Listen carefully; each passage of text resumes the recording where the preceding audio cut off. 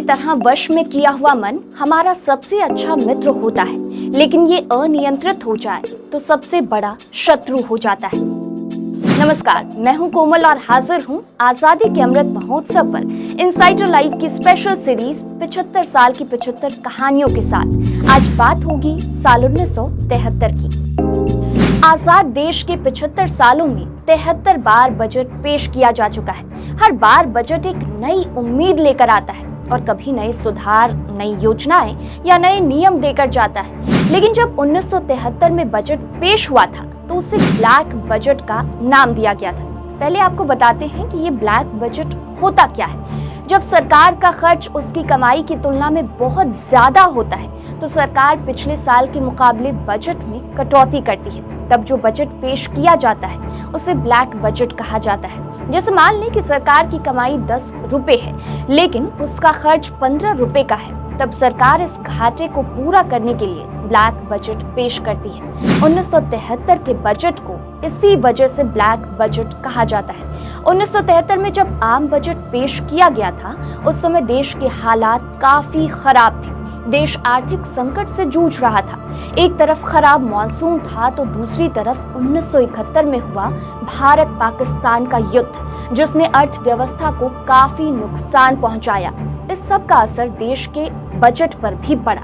यही वजह रही कि जब बजट पेश हुआ तो उसमें 550 करोड़ का घाटा पेश किया गया। उस समय इंदिरा गांधी देश के प्रधानमंत्री थीं और वह बजट पेश कर रहे थे। तत्कालीन वित्त मंत्री यशवंत राव चौहान।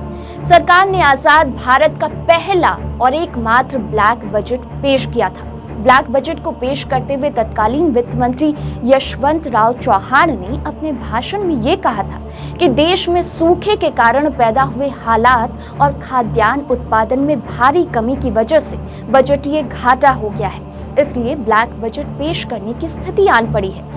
उस बजट में सामान्य बीमा कंपनियों, भारतीय कॉपर कॉरपोरेशन और कोल माइंस के राष्ट्रीयकरण के लिए 56 करोड़ रुपए का प्रावधान किया गया था। साथ ही बजट में 550 करोड़ रुपए का घाटा दिखाया गया था। आजाद भारत का यह पहला और एकमात्र ब्लैक बजट था। चिपको आंदोलन की शुरुआत उत्तराखंड के चमोली में वर्ष 1973 में हुई थी। तब ग्रामीण किसानों ने राज्य के वन ठेकेदारों द्वारा वनों और जंगलों को काटने के विरोध में चिपको आंदोलन चलाया था। चिपको आंदोलन का सीधे सीधे अर्थ है किसी चीज से चिपक कर उसकी रक्षा करना। जब ये आंदोलन वहां पर चल रहा था तब वन की कटाई को रोकने के लिए गांव के पुरुष और महिलाएं पेड़ों से लिपट जाती थी और ठेकेदारों को पेड़ नहीं काटने देती थी। इस आंदोलन में महिलाओं की संख्या अधिक होती थी, महिलाओं की भागीदारी अधिक होती थी।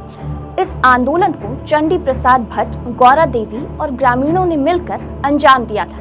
बाद में प्रसिद्ध पर्यावरण प्रेमी सुंदरलाल बहुगुणा ने इसे आगे बढ़ाया। आंदोलन को सम्यक जीविका पुरस्कार से सम्मानित भी किया गया। जो समय ये आंदोलन चल रहा था उस समय केंद्र की राजनीति में भी पर्यावरण एक एजेंडा बन गया था। इस आंदोलन को देखते हुए केंद्र सरकार ने वन संरक्षण अधिनियम बनाया। इस अधिनियम के अंतर्गत वनों की रक्षा करना और पर्यावरण को जीवित करना आता है। ये चिपको आंदोलन की देन थी कि साल 1980 में तत्कालीन प्रधानमंत्री इंदिरा गांधी ने एक विधेयक बनाया जिसमें हिमालयी क्षेत्रों के वनों को काटने पर 15 सालों का प्रतिबंध लगा दिया गया था। बाद में चिपको आंदोलन भारत के पूर्व, मध्य और साउथ के राज्यों में भी फैल गया। अब दिल्ली में भी इसकी तर्ज पर आंदोलन शुरू हो रहा है। इसी साल प्रोजेक्ट टाइगर की शुरुआत हुई। देश से बाघों को विलुप्त होने से बचाने के लिए भारत सरकार ने 1 अप्रैल 1973 में प्रोजेक्ट टाइगर की शुरुआत उत्तराखंड के कॉर्बेट नेशनल पार्क से की। इसका मकसद बंगाल टाइगर की आबादी को विलुप्त होने से बचाने के साथ ही उनके प्राकृतिक स्थान पर इसे बढ़ाना भी था। परियोजना का मकसद ये भी था कि इनकी आबादी को बढ़ाने के साथ ही लोगों को इनके प्रति शिक्षित भी करें। सरकार ने इसके प्राकृतिक स्थानों को बढ़ाने के लिए विशेष टीम भी गठित किया था। बाघ को शिकारियों से बचाने के लिए टाइगर प्रोटेक्शन फोर्स का भी गठन किया गया था। साथ ही इंसानों और बाघों के बीच होने वाले संघर्ष को कम से कम किया जाए, इसके लिए जंगलों के पास बसे गांव में रहने वाले लोगों को दूसरी जगह पुनर्वास किया गया। यही नहीं, बाघ अभयारण्यों के अंदर अपराधों में अंकुश लगाया जाए, इसके लिए सजा और कड़ा नियम बनाया गया था। साल 2006 में जारी की गई बाघों की गणना के अनुसार इसकी आबादी 1411 थी, जो 20 जनवरी 2015 को जारी एक जनगणना के अनुसार इनकी आबादी बढ़कर 2226 हो गई।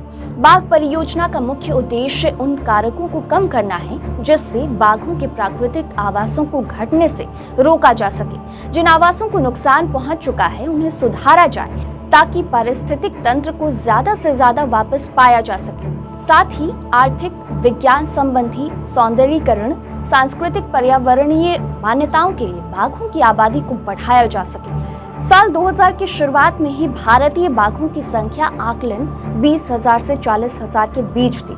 1972 में पहली बार बाघों की गई जनगणना में पता चला कि देश में करीब 1,800 ही बाघ हैं। सरकार के प्रयासों के बाद देश में एक बार फिर से हालात सुधरने शुरू हुए।